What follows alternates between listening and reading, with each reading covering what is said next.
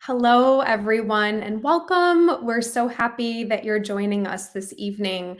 My name is Stephanie Benson Gonzalez, and on behalf of the UW-Madison Parent and Family Program, I want to thank you for taking time to connect with us tonight on the topic of how students can create a community of care. We'll have this conversation with myself and Michelle Bond from University Health Services, who we'll introduce to you in just a moment. But I want to start with a little bit of background about this event series. This event is part of our Badger Family Forum series, which is a series of topic-based chats with campus experts who answer your frequently asked questions. This event is being captioned and recorded, and you can find the link for captioning listed below in the YouTube description. This evening, we'll discuss resources and strategies to support your students' mental and emotional well-being, and how students can build their own network of support or a community of care while at UW. We know that these support systems include campus staff and resources, but also your students' friend groups, their classmates, and certainly you as their parents and supporters. So as I mentioned, I'll be leading the discussion tonight with our campus expert today based on questions that we often receive. But if you think of any additional questions that we've not covered tonight, please reach out to the Parent and Family Program. You can email us at parent@uwmad.wisc.edu, or you can call our staff at 608-262-3977. So I want to begin by introducing and welcoming our campus expert this evening, Michelle Bond. Michelle is the Assistant Director of Outreach for Mental Health Services at University Health Services, or UHS, as we might refer to University Health Services as this evening. UHS is the campus health center and so much more. They focus on promoting, protecting, and restoring health and well-being. Michelle is also a licensed professional counselor and works specifically with students who are enrolled in high rigor courses and have unique academic pressures in their fields of study. Welcome, Michelle. Hello. Hello, thanks for being with us. Wondering, I previewed it a little bit, but I'm wondering if you could share with us a little bit about yourself and also your role in supporting students on campus. Totally. So one of the areas that I spend a lot of time focusing on is with students in the College of Engineering. So I have a lot of experience with students who are feeling really high academic pressures. So I've got a lot of information and resources to share with you all related to that, and certainly applicable to students in other areas that are having that same high academic pressure that they're dealing with. I also do a variety of things across campus for various outreach events, workshops, and work individually and in group counseling with students. Um, One of the things that I often will see students struggling with is some really black and white styles of thinking that might be reinforced by their course subjects and classroom environments, and then ways that that style of thinking doesn't serve them maybe as well in other parts of their life, and how we can start to make some shifts there. Um, Also, my free time, some things I enjoy doing are painting and knitting and spending time with my dog. That's fantastic. I imagine all those things also support your well-being, which I'm sure is important as you work to support students too. Um, and so I wanted to start maybe taking a step back and thinking about the title of this event. And I really like the phrase community of care because I think it says a lot about it's both aspirational, right? And like what we hope to create. And I think it's also a call to action. But I think it could also be ambiguous potentially for people. Like, what do we mean when we say community of care, or what do you think is part of a student's community of care? Yeah, absolutely. When we think about community of care, it's really starting to think much more expansively beyond just, a specific mental health provider as, the only support a student has. Instead, it's much more thinking about this interconnected web of support that exists, not only for the student, but then also as the community interacts with itself. So this can be a variety of things. These can be, of course, like I said, a mental health provider or a medical provider. It can be various wellness resources. It can be academic supports like advisors, tutors, even faculty, friends and family. And there's a variety of different types of friends that students might have in their life that provide different types of support to them. Other elements of their community, including things like spiritual and cultural leaders. So, thinking much more expansively of different types of support that may exist, how do we blend them together and have them create spaces where they can talk about their mental health and emotions without stigma or judgment. And these things also contribute to creating healthier social norms within the student population about how we talk about mental health, about what's ways in which we want to care for our minds and bodies and support each other in doing the same. That is it's very inspiring too to kind of think about what that looks like. And I imagine too, even for parents and families tuning in tonight, thinking about what that looks like in our own lives is interesting. And it's the start of the new year. It's the start of a new month now too, and the start of a new semester for our students as well. And so thinking about that idea of starting anew or refresh, and knowing too our students have been through a lot, we all have these past few years. What is it about this moment in time that is helpful for students to think about what their networks of support are, what their community of care is? Why is this something, do you think, that it's important to talk about at the start of the semester, and how might then parents do that with their student? Yeah. And even adding to your point about new year, new time, Lunar New Year was yesterday, right? So it's a new year in many different kind of contexts. So why it's so important to talk about this now? Whew, prevention is so helpful. Everyone has a better time when we work on preventing concerns. And so what will often happen if we're able to identify something early, um, might be able to utilize certain resources and services and supports faster, or that might be maybe a lower level of intensity, and then we're preventing concerns from worsening. Um, this can result, of course, in like everyone having positive impacts on their mental health, both I'm sure the student and then also the parents and families, and then also can help protect the ways that the student is trying to learn the complex information that are going on in their classes, synthesize that information, and protect those areas of learning that they're working on. I also want to highlight that as we get more distressed, it's harder for us to see some of the options available for us. And it's also harder for us to make some of the changes that are really important. So, catching things earlier on when we are able to see those options and have a little bit more of that flexibility in our life to make shifts, it just ends up being a little bit faster and a little bit more effective.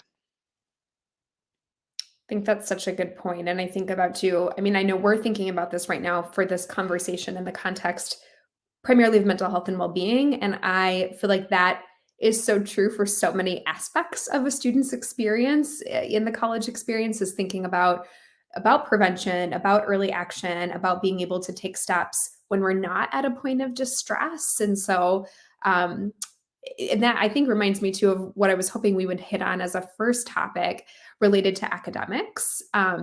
You can imagine we get a lot of parent and family questions about the intersection of academics and mental health. And I'm sure you see this as a provider too, of these areas sort of coming together for students. Could you talk about that topic, and the resources that campus offers, and then strategies that students might use to help work through that stress that might be fueled by academics? Right. Yeah. And it can be a delicate balance of knowing how much to push academically, like how many credits somebody's taking, what's the combination of certain classes, and what are the challenges that those might bring. So there is certainly a strategizing piece that's really important. And that's where academic advisors are really key to consult with about like what's realistic for me to have the level of performance that I want, the level of learning that I want this semester, given, you know, what my course load might be looking like or the course sequence might look like. And then coming back to the thinking about how do we manage stress better, especially as it interacts with academics. So one piece I would recommend is reinforcing trying to have an accurate understanding or assessment about performance. It's not uncommon that students will talk to me and be like, "Oh, I'm failing a class." And when I actually ask them about that performance, they're still getting a good grade. They're not literally failing, and trying to figure out like what are realistic expectations for performance as far as it relates to getting particular maybe internships or postgraduate opportunities. And then what are pieces that are more about like feeling out of control or unsafe or like, old ways of approaching performance. Um, Another piece that's pretty critical is recognizing that we start to receive diminishing returns when we start to work ourselves into like a chronic burnout place.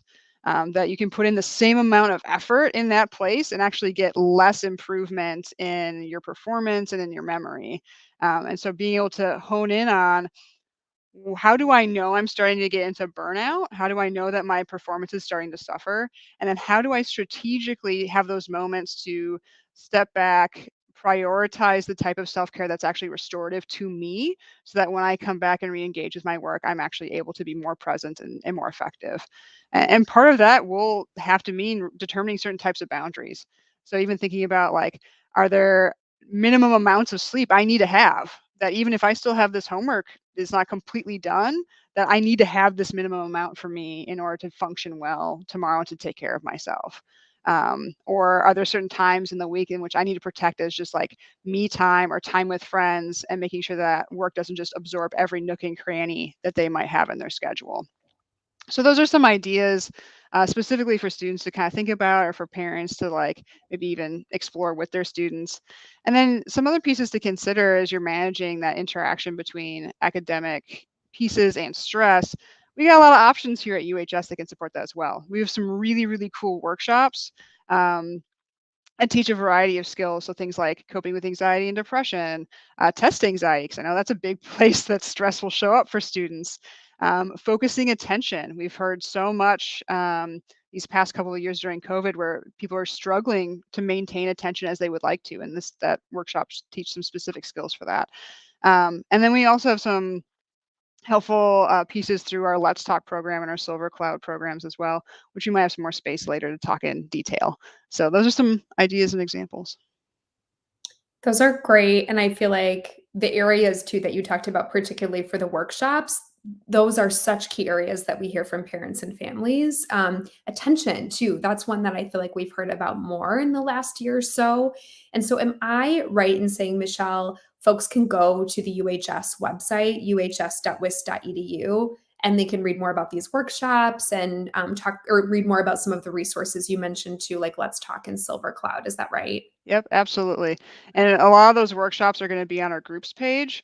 And there's a section where it's like open to all students, and there are ones that students can even sign up for directly. Like there's a little survey they complete, and then they can be signed up. So not a lot of extra steps involved.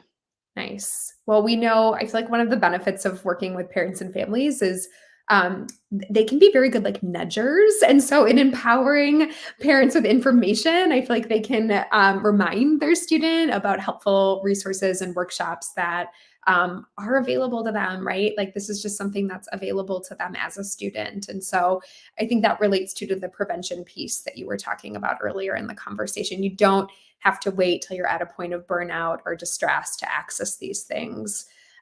It makes me think of tutoring services too. We talk about that with students, not to wait until you're at a point where it's end of semester or exams are coming, that accessing services early is really helpful to your future self. And then I just wanted to add to, I really liked, I feel like the theme in the section that you talked about was a lot about individualization and how there really is not a one size fits all approach to well-being. And parents and families, if you're watching, just thinking about often in conversation, parents will be like, what's the one thing my students should do? Or what's the one resource? Or what's that one particular boundary or the amount of hours of sleep? And I think just remembering that you know your students very well, and your student also knows themselves best. And having those conversations or asking those questions to your student can be powerful in having these conversations, or at least to get them kind of thinking about what works best for them. So I want to move to a parent question. It's a question that comes directly from a parent, one that we've received. So I'll read this to you, Michelle. It says, my student had a rough last semester in terms of grades and not being accepted into the program that they applied for. Do you have any advice or resources that will motivate them this semester to start strong? Yeah. That can be a real heartbreaker. If the student was really like had their heart set on this like particular field, this particular major, and realizing like I didn't make the mark of where um, that threshold was to stay in that program, and that can be a really painful experience. So a first step is really just mourning that loss, and that there's a version of their future they had in mind that's going to look different now. And so saying goodbye to that version of the future and then starting to create and craft a new vision of what that future can look like. So some things to consider in that process. One, like depending on where they're at about what they think their next step might be, the Career Exploration Center is really cool. I refer students there pretty often to even explore like what other majors might exist for me. What other types of careers could I get that maybe incorporate some elements of the first field I was thinking about and still feels like it's a good use of my skills. Another thing they can start thinking about is like, what are the things that they really value? What was it about that field that they were like, this calls to me, this is something that I feel excited about, this feels like a good use of my skills and strengths. And then trying to find ways in which we can take those same values and motivations and try and build them into this new path that they're creating, right? Whether that's if they have a new major in mind or if that's them trying to develop or identify one through like the Career Exploration Center or through their own research. Um, as parents and families, you can also model for them times in which you've had a setback and had to return to that challenge. That this is a normal part of life, that we have these changes and these shifts, and that we have to kind of recalibrate. We may actually experience unexpected opportunities because of that, and normalize that that's an experience that can happen. Also, the ways in which you could communicate to them that their value as a person, as a human being, is not determined by those grades. And that can be a really easy place to fall into, especially in these very competitive academic environments where it feels like their worth is their GPA. And remind them that their worth is far more than just that one small measure of them. Um, One last piece, and I don't see this happen often, but if that specific field or major is something that is so critical, so important, and there's very good reasons why that is a priority, there are other institutions that might still be able to take them and work on in that field. Like I said, I don't see it often, but it's another option to consider. Thanks, Michelle. That's really helpful. I think it's so true. That's something that we talk a lot with families about is identity and how identity plays into this. And how you talked about a student's sense of value or worth, and that you used one of like our key phrases, which is normalize. And it's we can try to do that in our messaging and in our communications as a university, but having that experience with someone you have relationship with, like a parent or family member, be able to normalize it for you and talk about a time when they've gone through something challenging, and letting you know that that's okay. This is a tangent, but when I was in kindergarten, there was a song we used to sing, which was like, everyone makes mistakes. Oh, yes, they do.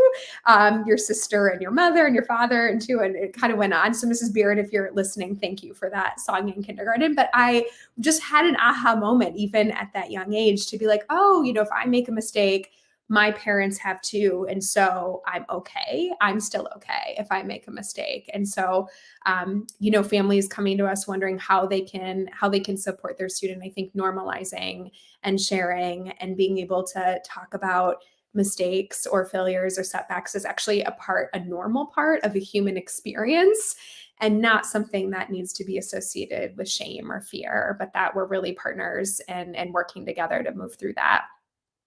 Thank you for that. Um, and so, kind of staying in that vein, parents and family members also often ask how they can tell the difference too between what we're sort of talking about now, which is these normal academic struggles, this less than stellar grade on a quiz or an exam.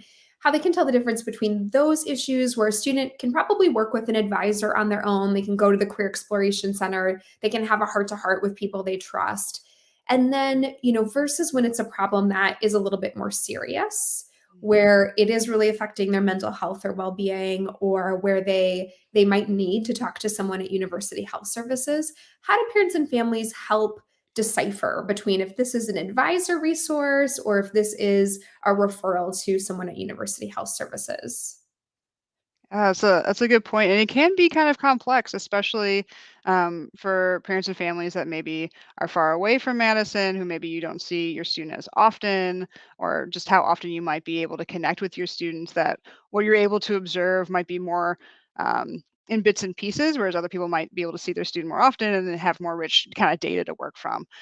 So some things to consider when we're thinking about the more academic end of the spectrum, those pieces are usually more about like difficulty understanding the material, if there's like major concerns about the sustainability of their workload, and needing to consider maybe a shift in the workload or their course sequence, to make sure that this is reasonable for just where they're at mentally and physically. Um, Other pieces too about building confidence in the material because sometimes um, they'll be doing well on the actual like assignments and exams, but they're so low of a confidence that they're like doing a lot of extra studying and trying to reassure themselves with their anxiety that sometimes some of that tutoring or some of that going to office hours can really kind of help reflect back to them of like, no, you're doing a good job, you've got this, right? So in comparison, some times in which to consider counseling or consider some sort of like more mental health intervention, a key element is a major change for them from their typical baseline, and that change has been for a prolonged period of time. Now, of course, that can look a little bit different depending on the type of symptoms. But so some examples of that would be emotions feeling much more intense and feeling like they shift very easily, right? Feeling like they're moving from like, having a really great time to feeling like really angry all of a sudden and then like crying that evening, right? That intensity and that shifting is different for them and more significant. If there's major disruption in their eating and sleeping patterns, students where they're having a hard time falling asleep, especially if it's an hour or more every night. If they're having difficulty waking up during the night, not feeling rested when they wake up the next day, having a hard time eating regularly, and sometimes that can be out of like um, them trying to manage their day, right? And just getting used to some of those like adult tasks of like going grocery shopping regularly, preparing meals, budgeting, right?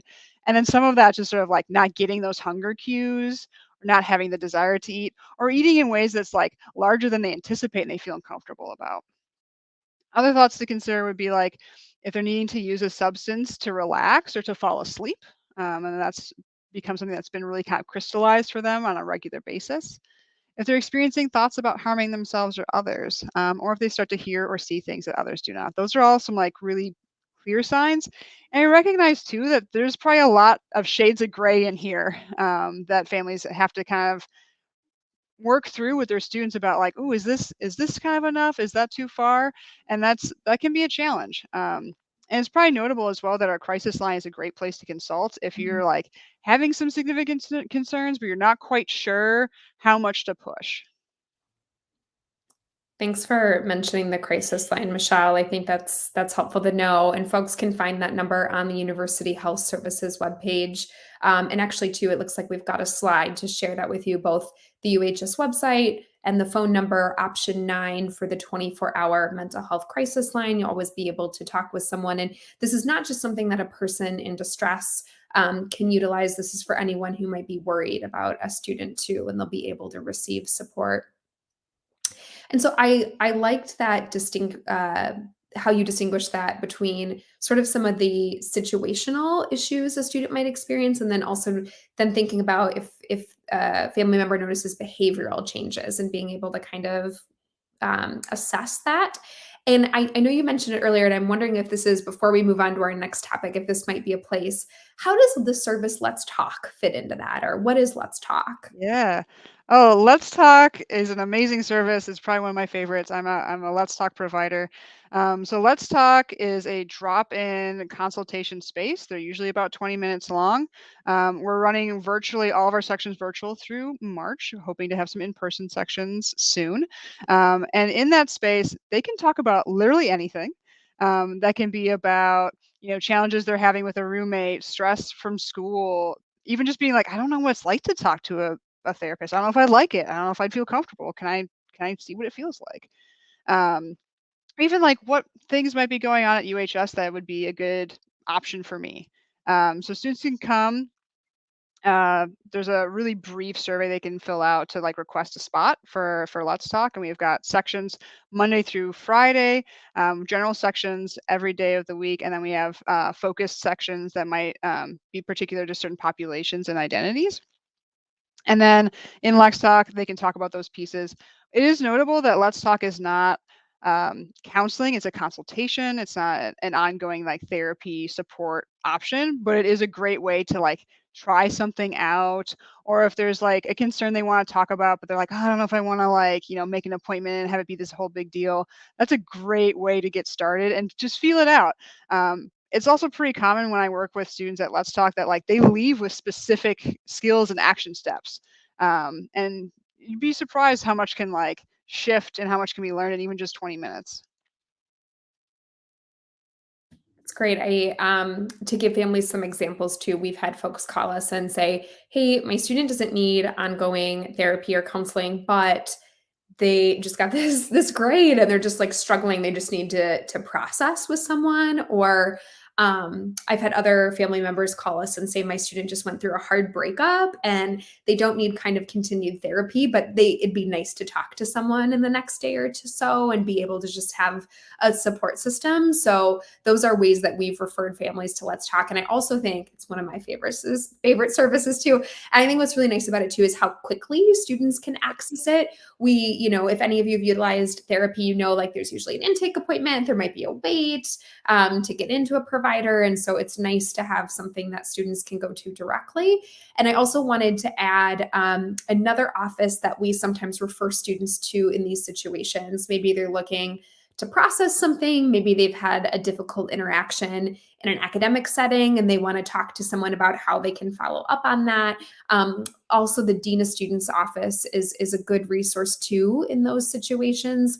They have staff on call and available every day, Monday through Friday, who can meet with students and have some of those conversations too. I think in many ways, I've heard the Dean of Students office described as sort of a social work center that can kind of triage students to different resources and help them make sense of the larger picture. And University Health Services can be there for some of that more in-depth work with students. And I did want to add, we did receive a question as a follow-up to our conversation on the mental health crisis line. And the question is, what kind of follow-up should students get or expect after calling the mental health crisis line? So it is different depending on if the student is the one who's initiating the call versus say like a concerned parent, family member, someone else in their life. So if the student's initiating the call, what often happens when they call is that we chat with them about what's going on, kind of get a sense of what's the pieces happening for them, what their concerns are. We make a plan to help keep them safe, especially if that's a concern that's going on for them, and that's a pretty like yeah, utilitarian plan that will actually be supportive to them. We might give them some other like skills and resources, and then we usually have some sort of next step available, whether that's like referrals to a variety of our services, if they're a meeting with somebody in the community about like how to follow up with their current care providers, that sort of thing. For folks who might be calling the crisis line that aren't students and are more concerned about students, what will often happen there is that we like take your information, which is great. We give you some maybe ideas if you're wondering about how to respond and like ways in which you might want to even resource the student that you're concerned about. We'll also write a note in their chart about the call, about the concerns that were shared. If that student is meeting with somebody in our office, that note will be like shared with them if they have any treatment providers here. But recognize that because of privacy laws, that we're not able to share information back to you about, oh yes, they are being seen here, like they are having, this appointment with this provider, and like we are going to move up this appointment, et cetera, et cetera. That those are things that are going to be happening behind the scenes, and know that that's happening behind the scenes. And that you sharing information is still very helpful for us, because then we can use it as best we can for our care and support, and then also give you recommendations about how you can follow up and how you can communicate best. Thank you for mentioning that piece too, in terms of just like student grade information is protected, so is student health information. And so knowing that the folks who they talk to are going to connect the dots behind the scenes and reach out and offer the student the support that they might need.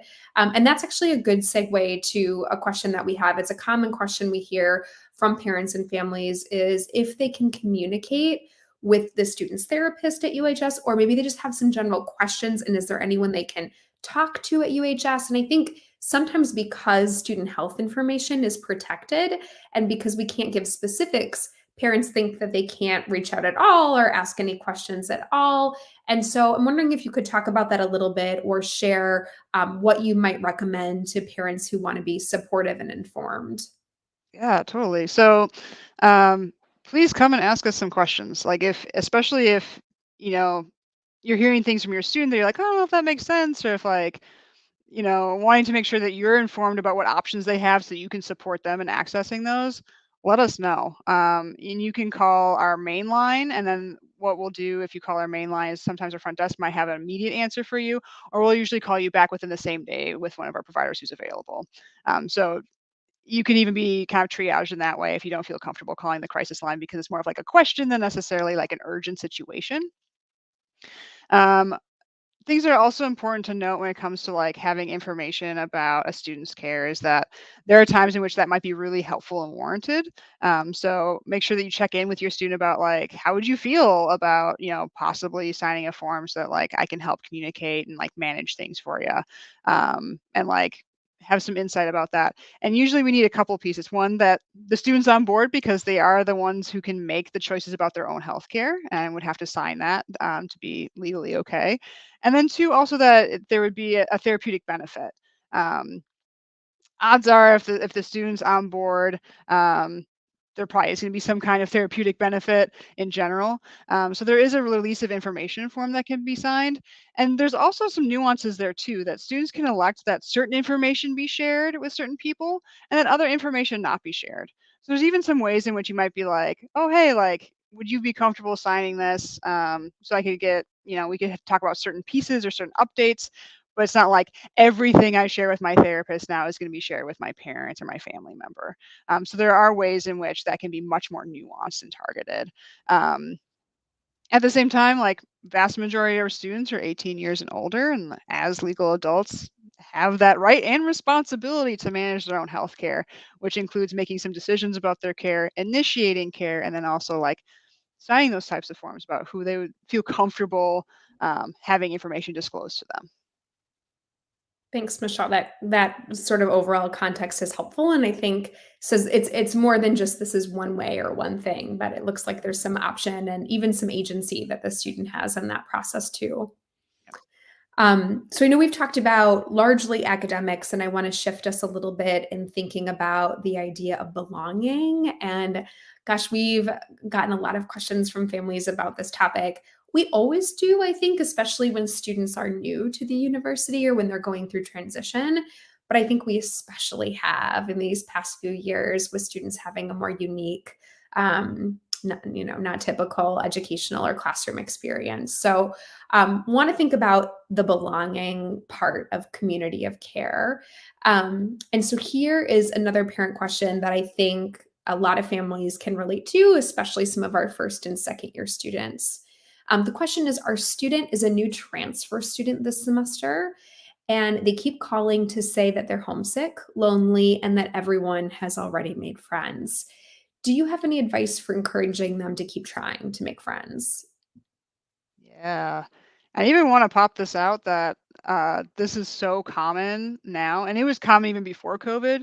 Yeah. This is even more common during COVID. And we're hearing this not just from transfer students, but from students that have been here their whole academic career, from students who are juniors and seniors, that there's just ways in which it's disrupted their relationships, their ability to build those relationships. And it's such an important part of their feeling like they have a sense of belonging, support, connection here, their wellness. I get concerned if I'm talking to a student, they don't have any friends here. I'm like, ooh, like that needs to be a priority for us to work on. Um, and there can also be these like hopes that they have of like this semester is going to be different. Like I'm going to have friends this semester. I'm going to do these things. It's going to work out great. And sometimes it doesn't happen that way. So some things to kind of consider and maybe strategy for them or advice you might be able to provide is definitely think about like who are the types of people they connect with? Like what are the shared activities they would have? Where would you be likely to encounter them? Sometimes students usually just see what's around them of like, oh, well, people on my floor are going out and going drinking perhaps, or like going to these certain events. And like, that's not what I'm interested in. That's okay. You don't have to do those things. But if there's things that you enjoy, how can we get you in spaces where those people also are? And those are going to be the relationships that are probably going to be much more meaningful and much more long term than the ones I'm just like, oh, I guess I'm just doing this because that's what everybody's doing. Um, Another thing to consider is that repeated contact is so important. And that's how a lot of people build relationships when they're in elementary school, middle school, high school is like, oh, I see these people every day. We have the same classes together. We spend a lot of time together. That's a lot of how we have built relationships in our lifetime up until college. And now it's much more scattered. It takes a lot more effort. And so sometimes what students will do is they'll get really excited about maybe a campus club or organization. They'll go one time and they'll be like, "Oh, I didn't connect with anybody there. This must not be the place for me." When in reality, usually what happens that first time is that we're still working through a lot of like getting to know the space, getting to know the people. There's a lot of like anticipatory anxiety about being there. And that when you go multiple times, you start to experience less of that anxiety. People start to know you. You start to know people. You maybe have more of those informal interactions. You're maybe able to start to like be like, oh, hey, do you want to like go get lunch sometime and we can talk about this thing? Or do you want to hang out and do this activity that we're already, clearly care about since we're here in this meeting? Um, and having those multiple instances is really, really important. It can sometimes be, I think, under recognized as a key component. Um, I also want to talk a little bit about the Badger Support Network. So this is a really cool student organization that UHS actually advises and supports. It's student initiated. It's all about peer support. So if this is like the student org that's just about making friends and about providing each other support and care. So in the Badger Support Network, what happens is that a student will sign up and that there's like small like peer groups that are made and they meet regularly throughout the semester and build those relationships and give each other support. And this is actually a great time to sign up for that if that's something that somebody's been struggling with or is curious about or wants to try out, because those groups are forming. And it helps take away a little bit of that like, I'm here at this club and it's about this thing, but I also want to make a friendship. And we remove that like facade of like we're all just here to support each other, maybe build friendships just right away. Um, Another thing to keep in mind is that sometimes students have some like pretty strong ideas about what the college experience should be like. I've heard many times, oh, college is supposed to be the best time of my life or the best years of my life. Sometimes that comes from messages they got from parents and family. Sometimes that's messages that they just sort of experienced or received from culture, movies, media, that sort of thing. And it can be really painful and toxic, right? Of like, oh, what's wrong with me that I'm not having the best time of my life? Or sometimes they'll be like, if this is the best, I'm worried about the rest of my life. So consider that about what messages have you sent maybe to your student about college, and also acknowledge to them sometimes about if you had gone to college about when was it challenging or like how was it for you to have experiences trying to build friendships that maybe didn't go well. And if you didn't go to college, same thing of like experiences in your life that you thought was going to be a certain way and it wasn't, and the ways in which life can have some of those peaks and valleys in ways that we don't anticipate. Absolutely. I'm so glad you mentioned the part about that like phrase that we hear in our culture of like these are the best 4 years of your life and the really unnecessary pressure that puts on this particular time and also the inaccuracy I think too of consolidating all the good into this time that's really about like development and growth and uncertainty and big transitions. And so there's someone I like to listen to her podcast, and she recently sent a student to college, and one of the professors at the institution her student went to said the same thing, like, please don't put that pressure on them. And I thought, wow, I've never really thought about that. And yes, and what are the times that I've kind of unknowingly done that and talking about someone's new experience that I've been through. So thank you for that comment. Um, I want to talk about two kind of common questions that we get. One, I think we might be getting in the chat. The first, I want to talk a little bit about conflict in relationships as we kind of stay on this theme of relationships. And then I want to circle back to think about the larger context of health services, campus health services, and some difficulties in high demand and getting into providers. But before that, I want to talk about conflict. And so in thinking about relationship, conflict is part of that. And I think particularly when we hear from families, it's around roommate conflict. That's a popular topic at the start of a new year and the start of a new semester. What can students do when conflict happens, or how can families guide their students in those situations? Yeah. One of the first things is starting to recognize that conflict is a normal and natural process in relationships. And that especially at this age, it's an opportunity to build communication skills and grow. That just because they might not have a roommate after their first few years of college doesn't mean that suddenly these same challenges are going to disappear. Um, so it is really important to recognize, like, how have I set certain expectations in this relationship? How have I communicated my needs? How have I given feedback even when it was challenging to them about how things were going? Um, One of my personal favorite things I like to talk to students about is what I call like a little Mad Lib for giving feedback and giving challenging feedback. And that they can kind of plug in pieces, and usually it's a great way of how they can bring up a concern. So the Mad Lib goes like this: I feel, and then they put in whatever the emotion or the impact might be. So maybe that's like hurt, upset, frustrated. When you, and then they put in a specific behavior. Um, you know, are inviting a lot of people over to the room when I need to study. Could you, and then specific behavior request. So that'd be something like, let me know, at least like 30 minutes in advance so that I can find a new place to study. So I feel, and their little impact, when you, specific behavior, could you, specific behavior request. Um, and sometimes this helps break it down a little bit. Not that you have to use this exact like kind of therapeutic-y Mad Lib format, but it starts to give some ideas about like, okay, I can share with how I'm being impacted by what's going on. I can be really clear about what my concern is, and then we can start to identify some options. So that's like a good starting place. I'd also say that Let's Talk is an ideal place to kind of talk through some of those pieces like really efficiently and timely. And then, of course, in situations that are really kind of hitting the stalemate or like are really troubling, House Fellows and Res Life are also wonderful supports there. Thanks, Michelle. I that kind of ties into one of the questions that we're hearing from families. You talked about kind of other aspects of support, and one thing that we know is true here, we know it's true across the country, is just really high demand for mental health services and the pressure that that puts on areas like university health services and then on students in our community. And I've one of the things I've heard is like you can't hire your way out of this. Like with more providers, is that it's more complex, and so this is feedback we hear from families. And I'm wondering if you could speak to that a little bit, and maybe also if a student's experiencing that, like what else is available to them. Yeah, yeah, definitely. And you're right. We're seeing a very high demand both here at UHS and nationally across mental health agencies in this country, and I think it's even globally because there have been so many additional stressors in people's lives with COVID that's really heightened mental health concerns that already existed. And folks have started to experience new mental health concerns that maybe weren't there before.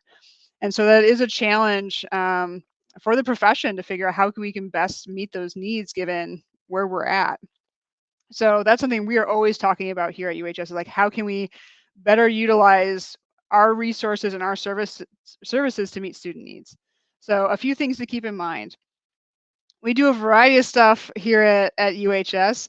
And very often when students think about mental health care, they think about individual counseling on a weekly basis for a long period of time. And yeah, that can definitely be helpful, but that's a very limited picture at the varieties of care that exist and may not always actually be the most appropriate level of intervention given what they're concerned about.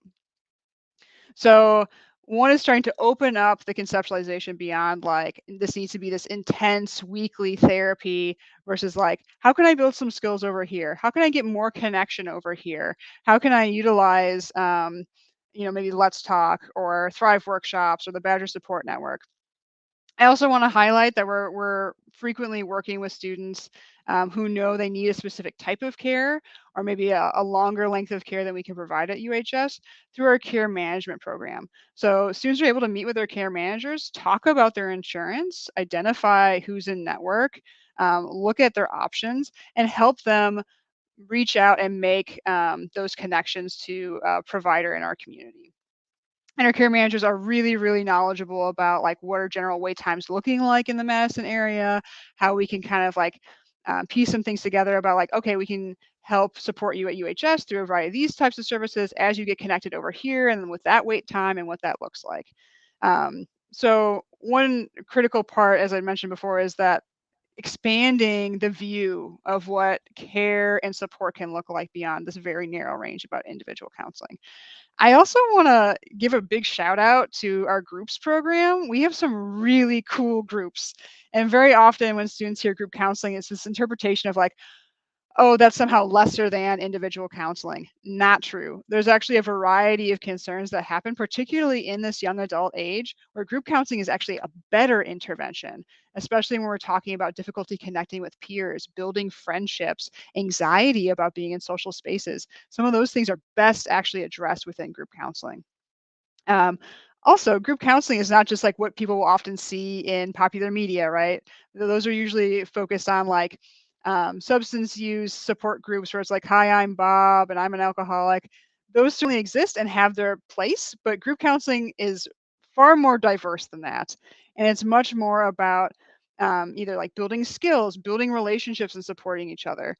Some examples of some really cool groups that we have a creative arts group. I actually co-lead that one. I'm a little bit biased. It's super cool. We have ones that are interpersonal process groups. They're all about building that relationship connection and support. We have ones that are focused on different student identities and populations. So we have student of color groups.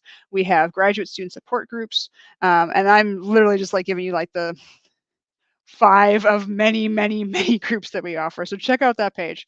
Um, and that can also be a great way that we can both meet student need and build capacity to support students. Thank you. That's really, really interesting, and I think maybe a resource that not a lot of folks know about, or I didn't know as much about that until you shared, Michelle. Yeah, yeah. Um, I want to go to a parent question that we've received in relation to this conversation. And they said, after hearing all of this, I think my student may be struggling with their mental health, but I don't know how to bring it up. Do you have any suggestions to start the conversation without feeling overbearing, or how can I be helpful to them? Yeah. Lots of ideas for you. So one, thank you for clearly caring about your student being keyed in on like maybe what's going on for them. That's awesome. So some recommendations I have for that. One is try and be as concrete in your observations as possible, right? It's very different from like, oh, you seem down, right? Versus like, hey, like the last, few times we talked, like I know you got tearful and you said you felt really overwhelmed about what's going on with class, right? That's much more concrete to share with them. When we start from that place, it's a lot harder for them to dismiss it as like, no, I'm fine, it's okay, right? Versus like, hey, we've observed these things, like you've noticed this, or they've even shared it themselves, right? So starting with that observation, when you do that, try your best to stay out of judgment and manage your own distress as you bring it up. So instead of it being like, this is a bad thing, or like, I'm so worried, I'm so anxious for you, that you're saying these things about like, hey, I've noticed this stuff. What's going on?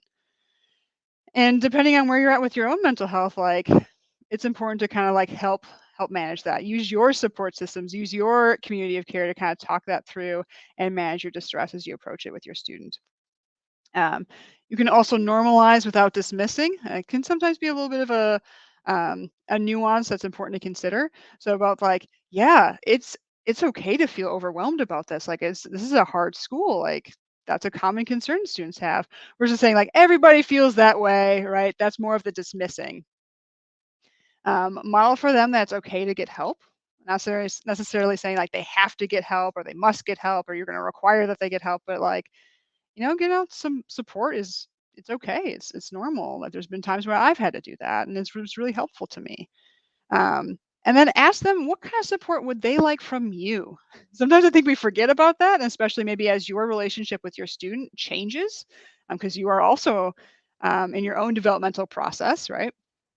Um, do they want your help in identifying maybe some mental health therapy supports? Do they want you to give them a call on certain tough days? They want you to send a care package. They want you to just tell them neutral stories about good things that are happening at home so they can just like take a mental break from all the stresses they're dealing with, right? What are the ways in which they might specifically want support from you, and try and have that like open, expansive mindset as you think about that. Absolutely. Thanks, Michelle. I think sometimes folks feel like they don't want to bring it up, that that might make it worse, or even asking Mm, the question like, have you thought about hurting yourself? Like, have you thought about a plan for suicide? That can feel like, oh gosh, I don't want to plant a seed. I don't want to share that. But am I right, Michelle? I feel like what I've read is that that's actually not true. Like, we shouldn't shy away from asking those questions. Is that right? yeah, yeah, yeah. It's a very common misconception that people worry that somehow asking about suicide, especially that it's going to give them the idea or it's going to push them towards, acting on that thought. And in reality, what often happens is that if the person is experiencing those thoughts, there's a sense of relief. Oh, I don't have to bring it up. Like they're willing and okay for us to like have a conversation about that, and it's really helpful. And if they're not having thoughts about that, they're recognizing like your level of concern for them, and recognizing that you're a safe place to talk more about those pieces. Or maybe in the future, if those thoughts do start to emerge, they know that you're able to have that conversation with them, which is really important. Um, but yeah, this is a common misconception that there's somehow going to be um, promoting suicide for some reason, when in reality it's literally the opposite. It's a critical way in which we prevent suicides by asking about it. Thanks, Michelle. I appreciate you adding that. Um, and so I know we're coming up towards the end of our time, and so I know we've also shared a lot of information tonight. So I just want to remind families you can go back. This is recorded. You can re-listen, and we'll talk when we end our time together. We'll talk about how you can follow up too if you've got additional questions. But I did want to say, Michelle, too. It sounds like there's a lot of great services through UHS, and it's more than just some of that individualized counseling. Um, I'm wondering if students are like, or families like, okay, my student's ready to get started. What now? What would you recommend as the best next step for students, whether they want to browse services or get started at UHS? Yeah. So I think it's always a good idea before doing anything to take a look at our website, because we do a variety of things, and some of those things you can access immediately, right? So one of the most immediate things you can do is accessing Silver Cloud. That's an online resource available to students literally 24/7. It could be 3 a.m. and they could log into Silver Cloud and check out some cool stuff in there. And that is a psychoeducational platform about a variety of different types of topics that can include stress, depression, anxiety, body image, sleep. They can learn specific skills. And information about how to make things better. So that's one level of like they can immediately access that and get support. Let's Talk is also a great example in some of our different workshops, right? They're able to log on and like sign up right away from the website, no additional anything needed. But if folks are thinking about counseling, whether that's individual counseling, couples counseling, and sometimes group counseling, there are ways in which you can sign up for a group without doing the access appointment, as well as medication. In general, having an access appointment is the best place to start. At an access appointment, it's usually about a 30-minute conversation by phone with our access providers. And in that space, the student can talk about what their concerns are, what they're looking for, what they want to work on. And then the access provider can take in all that information. They've got all this other information about our various services, about services in the community, resources on campus, and talk about what maybe best recommendations and how they can make some decisions based off of different types of wait times and like different things that they're wondering about, or even like even needing to try or start out in a certain place because maybe the student's not sure what they want, right? So that access appointment is really the way in which one, we kind of have that initial assessment, we give some recommendations, and then we do a variety of those referrals to the different providers, both here in our office, to the community resources, and then also maybe to care management to get them connected with a provider in the community if that's a better fit. Great, thank you. And I think we're sort of coming to a time of some closing thoughts. So much great information, Michelle, that you shared. Thanks for this time tonight. And I'm wondering if you, going back to our theme, community of care, if you have any final thoughts that you want to Mhm. share about what that is, or how students create it, or parents and families are part of their community of care. Any final thoughts on how we can be part of that and support students? Yeah, yeah, yeah. I appreciate you highlighting like the individualized nature of some of these things. And that's really where the rubber kind of meets the road when we're talking about making shifts and changes in lives. Because you'll probably often like, Google things or research things online. There's like these general ideas, but it's really about how do I integrate this into my life on a daily basis, like in a functional way. So if we're talking about communities of care and individualizing that, really customize it. I know for some students, their community of care includes their gaming clans of like, I know that I get to do a WoW raid on certain nights of the week, and that's with my people, and that feels really good. For some people, that's their religious study groups, ways in which they might be able to go to different types of religious services and feel like they're in community. They have the spiritual support that feels good to them. Other people, that's sports or intramural teams.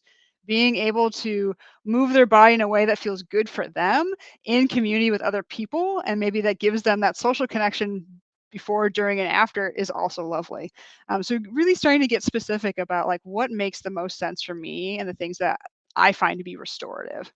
I also really want to highlight, and I think this is both for students, but also quite honestly, all of us, that far more people care and want to help than we might think, and that actually usually reaching out is not bothering them. That's usually the kind of like a phrase or a word that I'll often hear from students like, oh, I don't want to talk to them. That's going to bother them. They're there to help. Like, we care about you. We want you to be successful. And that includes academic advisors, faculty, family, medical and mental health providers, tutors, right? All those people, and that we also will receive a benefit from providing support to other people, right? We feel more connected. We feel like we matter. We feel like we can be helpful and effective. So everybody can win through reaching out and establishing that support and recognizing that it's actually a sign of strength and maturity to know your needs, communicate them, and get the support that you need. And that helps both the individual, but then also helps build healthier student norms for the whole UW-Madison community. And I would argue all the different communities that all the families of our students live in as well, especially if parents and families are integrating a lot of things that we talked about today.